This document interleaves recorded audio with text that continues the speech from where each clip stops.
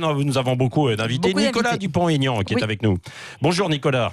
Bonjour Patrick Roger. Bon, alors hier il y a eu cette élection. Est-ce que maintenant la question se pose pour savoir s'il y aura un second tour? Quelle est votre réaction, vous? Il faut reporter le second tour, c'est, je pense, indispensable, surtout compte tenu de la rapidité avec laquelle l'épidémie se propage. Les surcharges déjà de certains hôpitaux. Pour moi, il n'est pas concevable de ne pas anticiper. Si on pouvait un jour anticiper un peu plus, ce serait souhaitable. Voilà. Donc moi, je pense qu'il faut bien évidemment reporter les élections, mais surtout, j'insiste encore, j'ai l'impression de me répéter depuis 6 semaines, c'est vraiment au-delà de la barrière de se laver les mains, c'est de fournir des masques de protection au personnel soignant, ce qui n'est pas encore le cas, et puis de fournir des masques aussi aux Français, petit à petit, dès que les personnels soignants seront servis, parce que pour les Français qui, par exemple, vont dans les supermarchés, pour les caissières, pour les conducteurs de bus, la vie ne va pas s'arrêter pour tout le monde, et ça fait des semaines que je demande qu'on regarde ce qui se passe à l'étranger. Regardez Hong Kong, regardez Singapour, c'est très intéressant ce qui s'est passé là-bas. C'est des pays qui étaient tout proches de la Chine, Hong Kong notamment. Qu'est-ce qu'ils ont fait?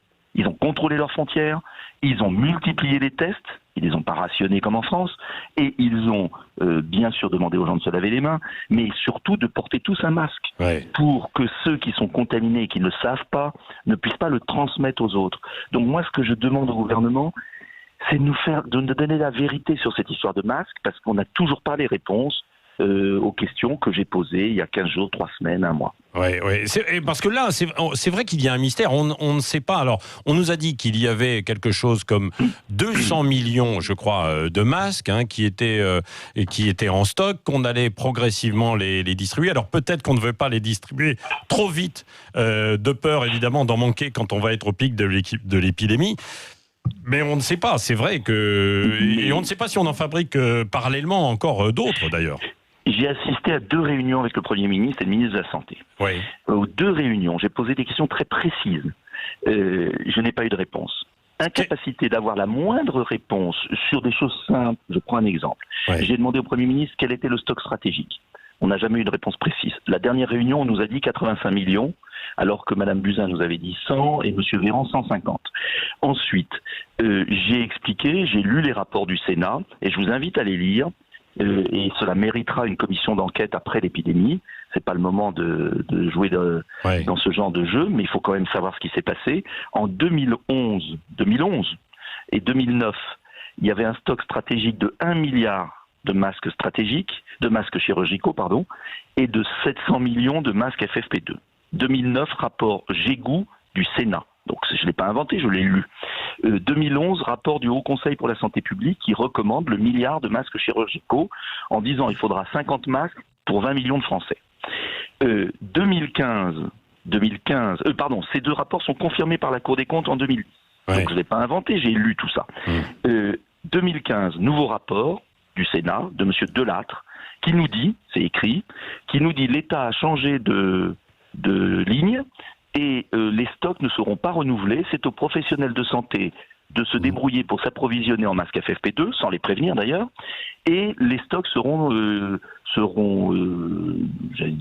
finis progressivement à mesure de la fin de validité des masques, parce que ça coûte cher. Voilà ce qui s'est passé en France. Alors, moi, ce que j'aurais aimé, c'est que le gouvernement nous dise franchement combien de masques il a trouvé. Deuxièmement, comment il les gère. Troisièmement, quand il a passé commande. On ne sait toujours pas, on n'arrive pas à savoir quand le gouvernement a passé commande. On n'arrive pas à savoir quelles sont les entreprises qui le produisent. Et c'est pas si difficile, j'ai parlé à des industriels, de remettre en activité des usines textiles ou de demander à des usines textiles, les peu qui restent en France, de les réquisitionner pour fabriquer des masques. Alors là, c'est peut-être déjà un peu tard, non ?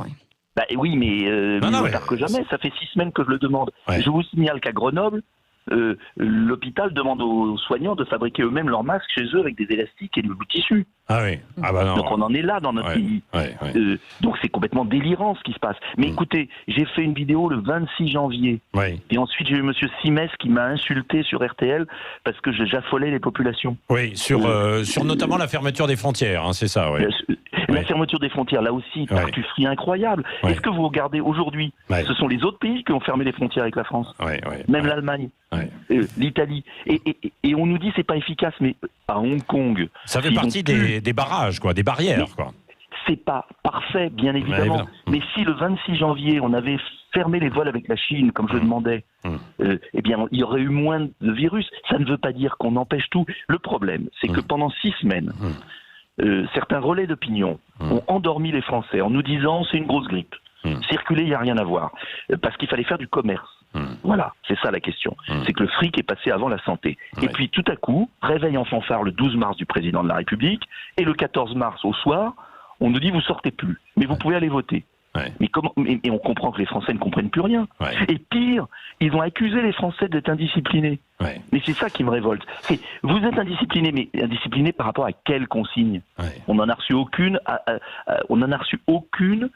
Avant le 14 mars à 22h. Et encore aujourd'hui, merci Nicolas Dupont-Aignan, et encore aujourd'hui, les consignes sont peu claires. Je vous invite d'ailleurs à nous appeler 0826 300 300, parce que comme nous le disait tout à l'heure plusieurs auditeurs qui nous ont appelés, ils ne savent pas s'ils devaient aller travailler ou pas, ce qui allait se passer pour les médecins, ce qui se passe vraiment dans les pharmacies, et pour beaucoup d'autres choses, y compris d'ailleurs pour les écoles, où il y a des profs qui ne savent pas, certes les écoles sont fermées, mais pour les enseignants, est-ce qu'ils doivent y aller ou pas? Alors il y a un certain nombre d'établissements quand même qui ont pris quelques décisions pour dire vous venez, c'est ouvert, on va travailler, ou alors on va vous tenir au courant, mais c'est vrai que c'est pas très clair. C'est une situation d'urgence certes, mais il faudrait un petit peu de clarté. On continue d'en parler jusqu'à 10h sur Sud Radio, et bien après évidemment aussi avec